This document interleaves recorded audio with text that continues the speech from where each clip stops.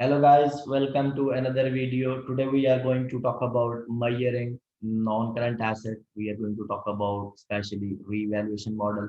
Like as a company, if you want to record your asset in the balance sheet, so under IFRS, we have two options. We can use either the cost model to record the asset in the balance sheet, or we can use the revaluation model to record the asset in the balance sheet.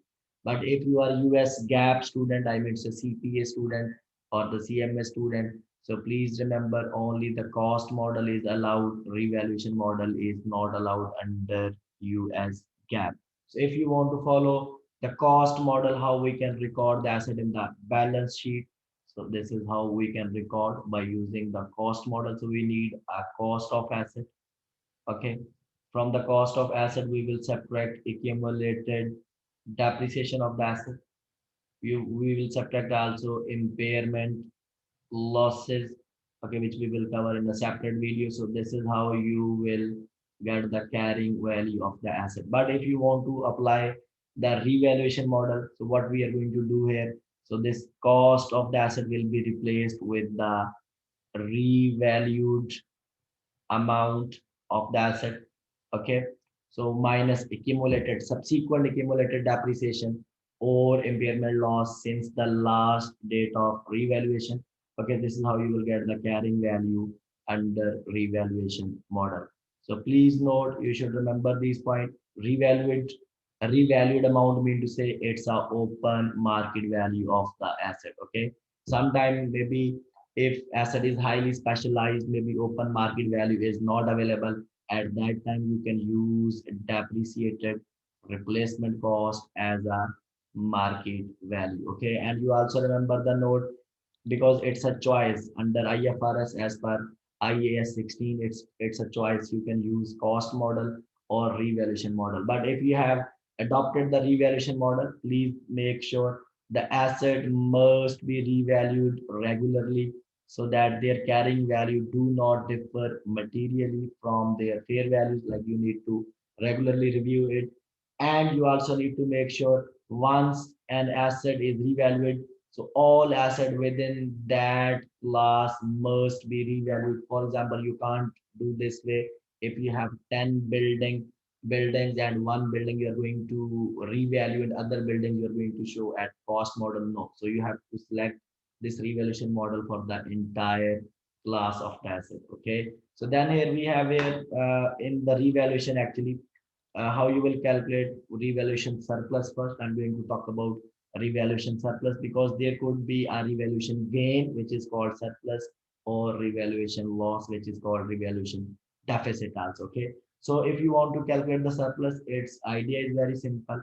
Simply what you will do, you will compare the fair value of asset, I mean say market value of the asset, okay, with the carrying value of the asset. Like for example, if your date of revaluation is 30th September, I'm just assuming, okay, this is your date of revaluation. So at that day, you will take the fair value of asset.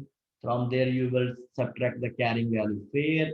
And now, what is the revaluation surplus here? If fair value is greater than carrying value, that is called surplus. Okay, and please make sure here when you calculate the carrying value is always equal to cost of asset minus what accumulated depreciation. Okay, minus accumulated depreciation, and this depreciation you have to calculate until the date of revaluation. Please make sure because you need carrying value at this date, at the date of revaluation. Okay, so please remember this point, this is really important.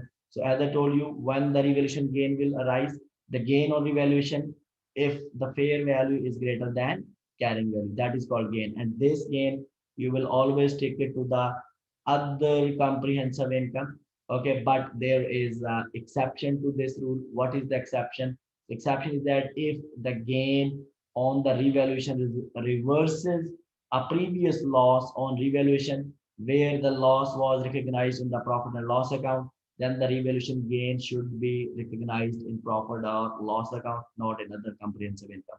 For example, I can give you example. Let's assume in the last year you have here loss, let's assume, just assume loss of $20, and in the current year, this is your current year, you have here gain of $30. So you can see here, because in the current year you have a total gain of $30, it means there is a reversal of $20 loss. What we will do up to this $20, because this gain we will separate now, this up to 20 and 10, this 20 we will take it to the income statement, and this 10 we will take it to the other comprehensive income. If you don't have any previous loss, for example, I'm assuming previous loss is zero. Okay, this is the first time gain you have, so this, then this gain you will take it to the other comprehensive income. Okay, let's have a look how this is gonna to work with the help of example. So here we have a entries, what entry you will pass if you have a revaluation surplus. As I told you, revaluation surplus will be there if your revalued amount is greater than your net book value, okay, or the carrying value. So for here, if you have a revaluation surplus and your asset is non-depreciated asset, I mean, say like a land. So because land we don't depreciate, so what we need to do here, if you have any revaluation surplus or reserves, what entry you will pass, we will debit the non-current asset account, I mean say cost account, and we will credit the revaluation reserve, okay, with the amount of revaluation surplus, okay. And if our asset is depreciated assets, I mean to say like maybe it could be a building, plant, machinery, which is depreciable. So at that time, so what we need to do here, please remember, first of all, we will remove the accumulated depreciation of the revalued asset, whatever it was showing in the financial statement, we will remove it. To remove that one, so we will debit the accumulated depreciation, okay? And this should include the depreciation to date, I mean, until the date of revaluation. And we will credit the revaluation reserve, which you will get by taking the difference of fair value minus carrying value. So this difference will be credited here with the name of revaluation reserve, I mean, so revaluation surplus, okay. And then you can see here your debit side and credit side is different. The difference will come on the debit side now, that is the balance mean to say, so this balance you will take it to the non-current asset cost account, because you should increase that asset. So I told you it's a simply a balance here, okay. Otherwise it could be the difference of cost, okay, and revalued amount, you can get this way also, but so remember this is the balance here. So here we go, let's do the example with the help of, let's understand with the help of question. So here we have here one question. We have entity J has an asset in its statement of financial position at 31st December year one as follow. So we have a cost of asset which is 450,000. We have accumulated depreciation of 300,000. We have this is how we got a carrying value 150,000. So on December 31st year one, okay, the asset was revalued to its fair value of $600,000. So this is the market value. So it means if I want to calculate the revaluation surplus, it's quite easy, because the fair value is $600,000. From here, I need to just subtract the carrying value, updated carrying value till at this date. So at this date, we have already carrying value is given here. Here is the carrying value, that's 150,000. If I will take 150,000, so my total revaluation reserve will be 450,000. Okay, guys. So now this is our reserve amount of reserve. So, but let's have a look. What are the requirements? We will solve according to requirement. So, number one is set out the journal entry to record the revaluation, ignoring taxation. So, first, let me tell you what is the entry. Don't forget we have a reserves of 450,000.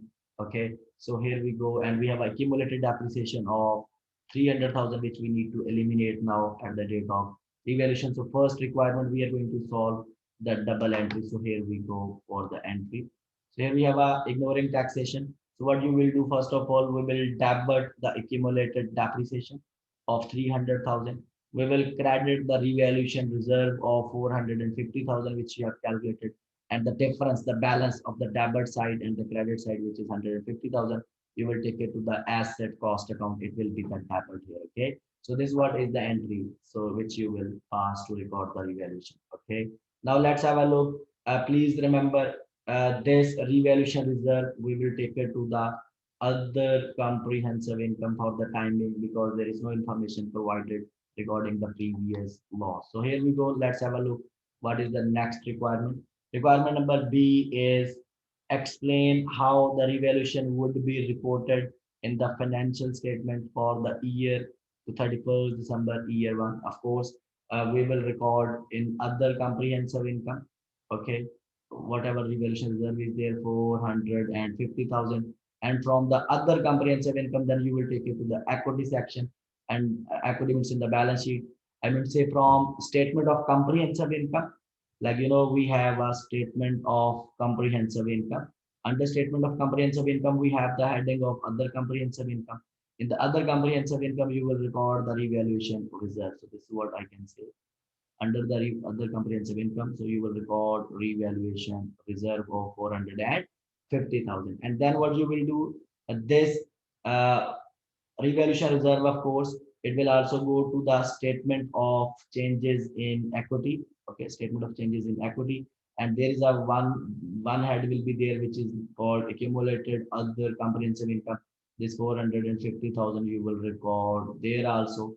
And from there, you will take it to the balance sheet also. This is how you will present in the financial statement. Okay. So in short, it is going to be presented under statement of comprehensive income under the heading of other comprehensive income and then statement of changes in equity and then to the balance sheet. And then we have here, it's really important. So now here you should remember the point number C is explain how the accounting treatment of the revaluation would differ if 200,000 of the revaluation is a reversal of revaluation loss that was recognized as a loss in the earlier financial period. So here we go, guys. Now actually we have a loss. Previously we have recorded a loss of $200,000, and now you have here a gain of 450,000 because you can look at it. Here we have a gain now. So how you will adjust this one? So let me show you how we can do, how we can reverse the loss. So requirement number C, we are going to answer now. Please, guys, so our total revaluation reserve is 450,000, and we are going to reverse 200,000 loss which was previously recorded. Now, if you want to set up the entry, simply what you can do, you can debit the accumulated depreciation. Okay, we can debit the accumulated depreciation because if this is a scenario which was 300,000 in my example, and we can credit the other comprehensive income, and we can credit the profit and loss account. Okay, other comprehensive income and profit and loss, how much to the profit and loss? To the profit and loss we can reverse $200,000 because it was loss previously recorded, and total reserve is 450, right? From 450, if you have taken 200,000 to the income statement, it means remaining 250,000 you will take it to the other comprehensive income, 250,000. And now of course you are on the debit side you have a difference. So you will debit the asset account. Okay, whatever the value will be here, of course value will be 150,000. This is what is the entry you will pass if you are going to reverse. This is what is showing theoretically here. If revaluation of 450,000 in the part reverses the revaluation loss of 200,000, then 200,000 should be reported in the profit and loss account. Okay, and the balance should be 250,000 should be recorded in the comprehensive income. Okay, I told you entry also. Sometimes, guys, you also might have a deferred tax adjustment. Okay, with the revaluation reserve. Please focus here and don't forget our total revaluation reserve is 450,000. And for example, if you have a deferred tax also, because our revaluation surplus was 450,000. Okay. Now just assume if you don't have any loss, I'm assuming just we have a deferred tax also. I mean, so deferred tax at the rate of 30% or any percentage. So how you will adjust it here if you have a revaluation result. So I'm using data here. Okay. So what we will do here, we are gonna to debit uh, we are going to debit the accumulated depreciation. This is what I'm going to set the entry, which was $300,000. Okay, we are going to credit here revaluation reserve. Okay, which was total was 450,000. Okay, total was 450, but here we have a deferred tax also. Okay, and I'm assuming we don't have loss now. Okay, we don't have loss, just we have a deferred tax and revaluation reserve, and we will credit here the deferred tax liability, because on this revaluation gain I will pay the tax. Okay, it will result the future tax consequences. So but we need to calculate the amount. So what we will do here, we will take 450,000 times 30%. This will be the amount of tax. Let me just confirm how much it is. It will be 135,000. So it means here we will credit the 135,000 to the deferred tax liability, and we will credit the revaluation reserve by balancing it. It will be 315,000 now, because why? Total was 450,000. Out of 450, we recorded as 135 as a deferred tax liability. So balance will be recorded as a revaluation reserve. And now, of course, the debit will be the asset here with the balancing amount, which will be again 150,000. This is how you will deal with the deferred tax liability if you have. Okay. So here we go, guys. Now I'm going to talk about how you will deal with the deferred tax. I mean, say you will deal with the revaluation losses. Now here we go, guys. First of all, we need to understand when there could be a revaluation loss if your market value of asset, I mean, say revalued amount is less than carrying value of asset. This is what is called your revaluation loss. Okay, and I will show you what entries you will pass. So please remember this loss. If first what we will do, we will take full this loss, amount of this loss to the profit and loss account. Okay, we will not take it to the other comprehensive income. But there is again exception is there. One exception is there. What is the exception?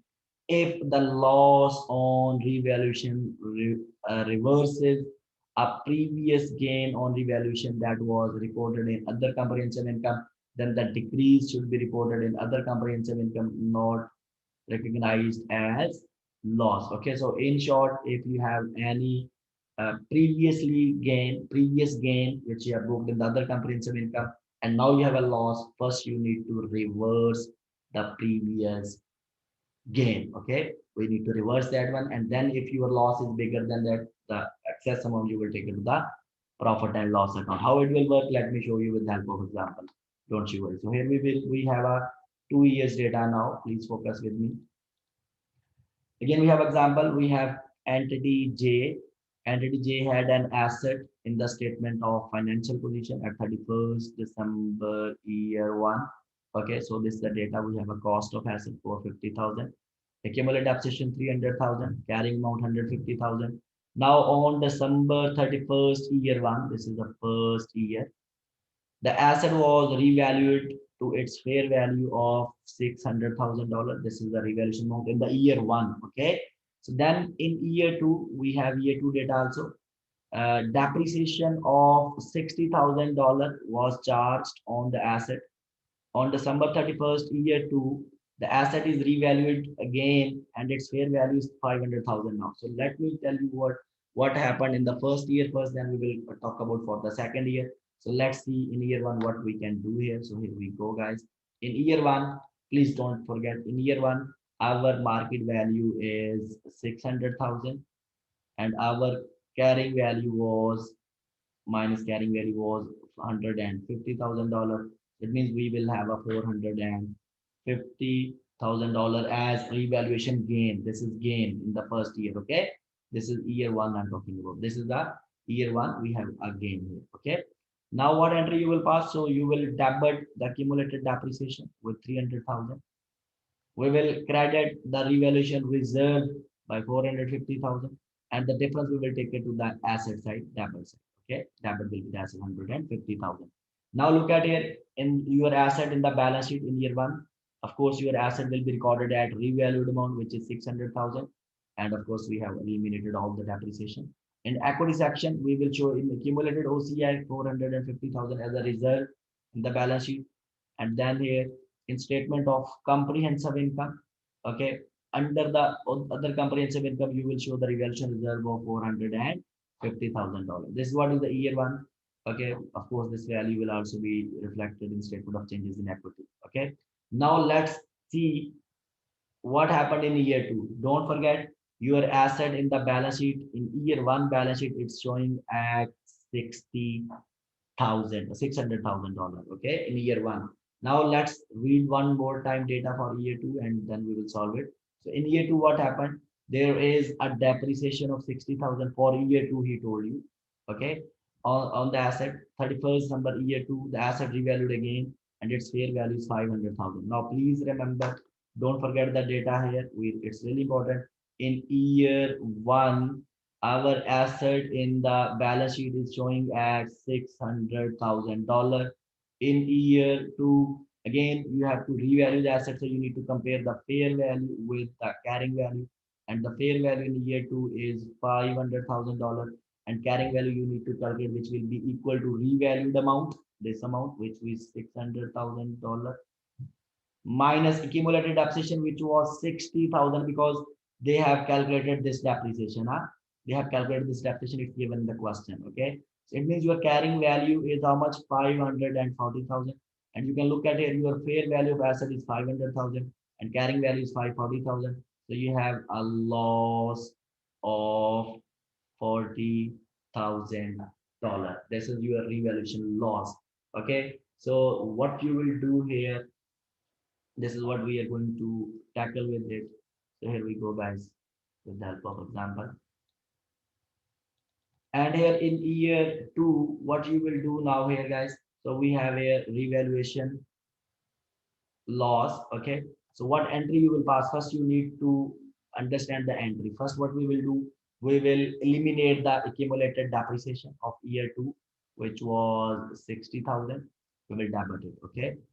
And we will also reduce the, we will also debit this is the debit. Okay, this is also debit revaluation reserve reduction, because in year one our reserve was 450,000 and year two you have a loss of 40,000. Okay, so that is why, so this 40,000 we are going to deal as a reduction in reserve, and remaining reserve will be in your balance sheet 410,000. This will be in your balance sheet. Okay, but this 40,000 you will reverse now, because there is a previous, there was a gain, now you have a loss of $40,000, and this 40,000 you are going to reverse. I mean, so you are going to reduce the revaluation reserve by 40,000, and of course you have now debit 60, debit 40, and what you will do, you will credit the 100,000 asset cost account. Okay, I hope it is clear. So this is how you will do in the year two. So if you want to see the presentation, okay, of the year two financial statement, so here we can see here. So here the asset will now be valued at 500,000 because this is the market value in the year two. This will be the value which will be reflected in year two balance sheet. And accumulated depreciation will be zero. Why? Because there was total 60,000 depreciation which we have eliminated again, and the revaluation reserve relating to the asset will be reduced from 450 to 410,000 because last year reserve was 450,000 and there is a loss of 40,000 now. So you have a remaining balance of 410,000. And now what will happen, please? This reduction of $40,000 in the revaluation reserve is reversing a gain that was previously recognized in year one as other comprehensive income. The reduction in value should therefore be recognized in other comprehensive income as negative income for year two. Please don't forget that. This 40,000 you will record as a negative income. Okay. So I'm assuming there is no deferred tax. If you have deferred tax, of course, so we will take this loss, okay, times deferred tax. It will also reduce your tax liability. So here we go, guys. If you want to see the tax effect, let's assume now we have a reduction of reversion reserve is 40,000, and I'm assuming we have a tax rate of 25%. If you will take 40% and 25%, of course, it is going to give you 10,000. So what entry you will pass? So of course here, your previous deferred tax liability, which you booked in the first example, now it's going to reduce. So what entry you will pass it here? You will debit the accumulated depreciation of 60,000. To eliminate it, we will debit the revaluation reserve. It's a reduction of reserve 30,000. Okay, because total reserve was 40 and now 10,000 is the deferred tax reduction in deferred tax liability. Okay, so you will debit the remaining 30,000. So this 30,000 you will debit the revaluation reserve as a reduction of 30. You will debit the deferred tax here. Okay, reduction 10,000. This 10,000, and you will credit the asset by 100,000. This is what is the entry if you will have a deferred tax. So here we go, guys. Now we are just going to talk about the depreciation of revalued asset. This is the last point relevant to the revaluation. So here we go. If you have a revalued asset, any asset which you have revalued, and now you want to depreciate that, the rule is very simple. So the depreciation we will calculate on the revalued amount. In short, so revalued amount should be depreciated over the asset remaining useful life. Okay, and how it is going to be calculated, I will show you. So here we have a note, really important note. What is the note is? The note is, as per, please you should remember, the depreciation charge on the revalued asset will be different to the depreciation that would have been charged based on the historical cost, because usually revalued amounts are greater, so your depreciation expense will be more. As per IS 16, IS 16 permits, as per standard, IS 16 permits transfer to be made of the amount equal to the excess depreciation from the revaluation reserve to the retained earning. Like, you need to know the old depreciation and the new depreciation in the revalued amount. The difference will be transferred, okay, from the revaluation reserve to the retained earning. So one entry will pass, debit will be revaluation reserve and credit will be retained earning. So here we go. How it's gonna do work? Let's have a look with the help of example. So for example, a company revalued its property. It's a property, huh? On 1st April 2009 to 20 million. This is the revalued amount. So, but here we have a note, 8 million is for the land. It means if 20 million is total value, 8 million is for land, it means 12 million is for, I can assume it is for building. Okay. If 8 is for land, so 12 is for building. This is the revalued.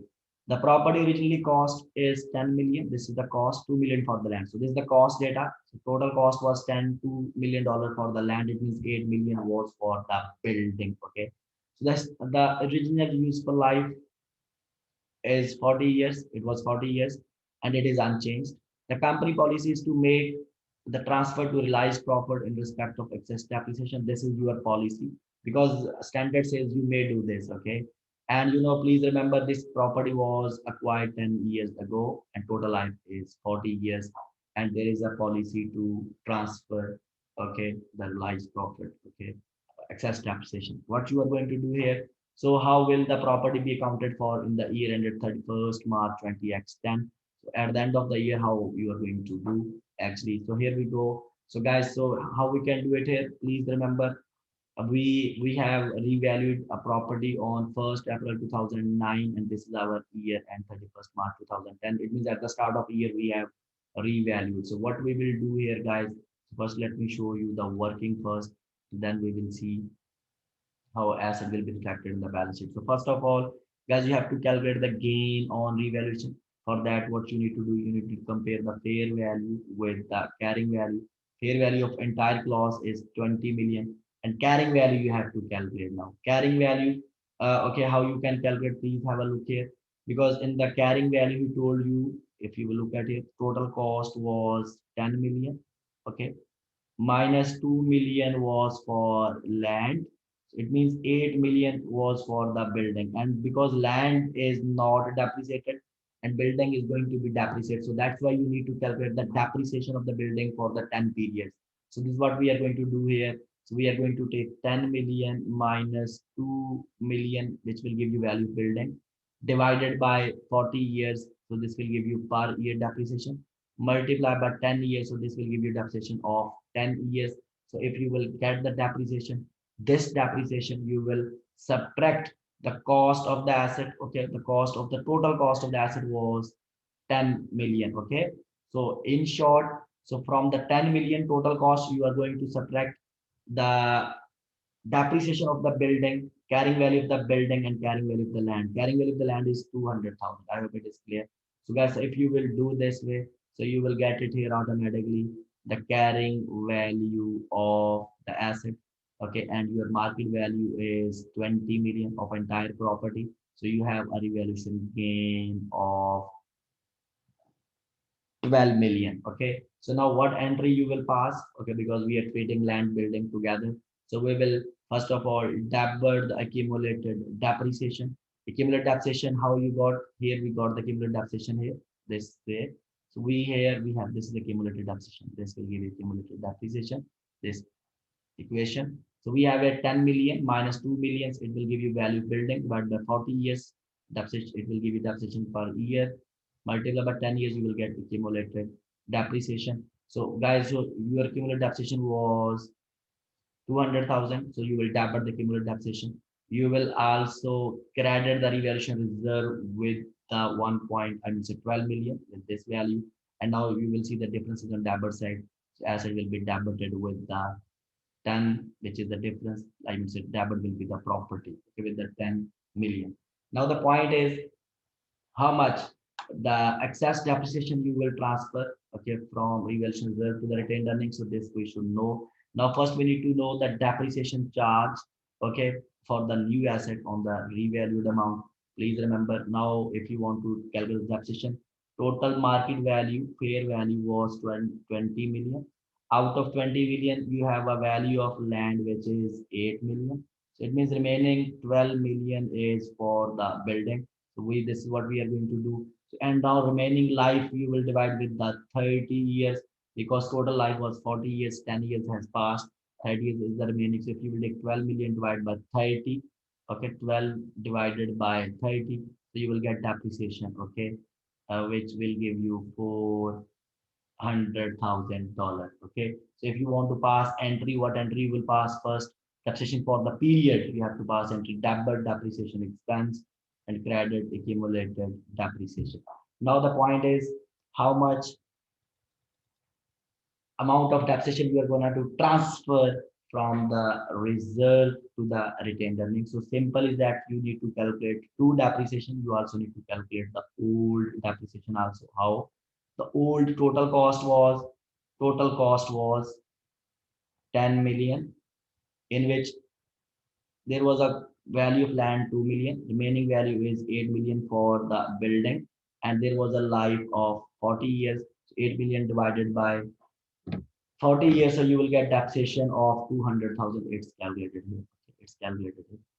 This is the old taxation 200, and the new taxation you have calculated here 400,000. So the difference of new and old will be the excess taxation which need to be transferred from one from the revaluation reserve to the retained earning. I told you the entry above. Now the point is how your financial statement will looks like that.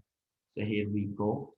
So in your statement of comprehensive income, okay, in the comprehensive income, so how you will show the depreciation expense for the period first, which you have calculated on the revalued amount, and you will also show in the other comprehensive income, you have a total revaluation gain of 12 million. Okay, then we have a statement of financial position extract. What you will do here, you have a total property which is market value was 20 million, and from there you will subtract new depreciation which is 400,000.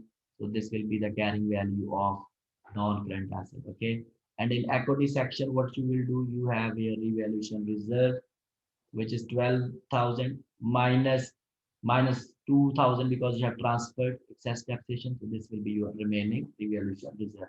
Now in the statement of changes in equity, what you will have, so you have a revaluation gain of revaluation reserve of 12,000, and from there you have a transfer of 200. Remaining will be your revaluation, okay, reserve, and in the retained earning you will take this 200 to the retained earning. So this is how it will look. I hope guys it is clear. See you in the next video. Thank you so much. Bye bye.